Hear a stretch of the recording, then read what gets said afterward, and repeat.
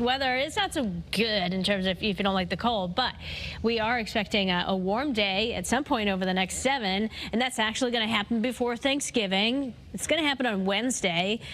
But just before Wednesday, our next big thing is going to be the rain coming in Tuesday. Late afternoon, it starts to begin to move in across our state, and then we'll kind of take over through Tuesday night. Later in the afternoon, early evening Wednesday, we have a front to pass through, so a few showers along that. It's the lesser of the impacts. Rain chances, there we go. See how Tuesday is a lot higher than Wednesday. Wednesday, a few isolated afternoon, early evening showers, more widespread or periods of rain expected as we get into late Tuesday. Then we head into Thanksgiving. You like that little falling leaf effect? I thought that I should have added in there a long time ago. But we're going to be feeling chillier because the breeze is going to be picking up. So we're dressing for those 20s and 30s in the morning and only feeling in the low to mid to upper 30s in the afternoon on Thanksgiving Day.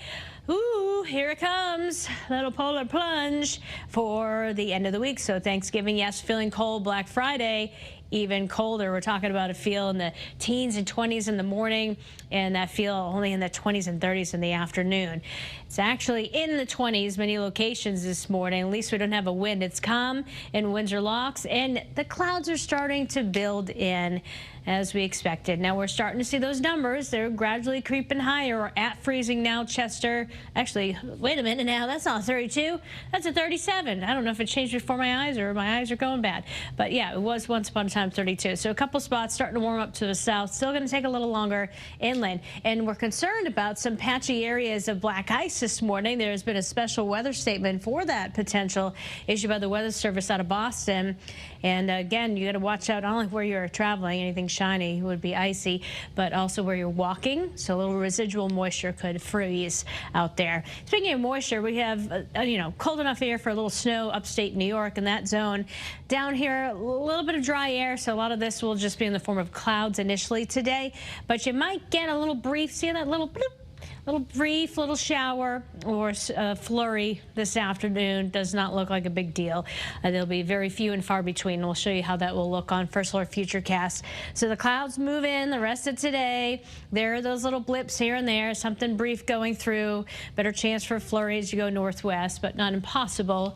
Even if you see little blips of green, it could cool enough to become something frozen, but no issues out there.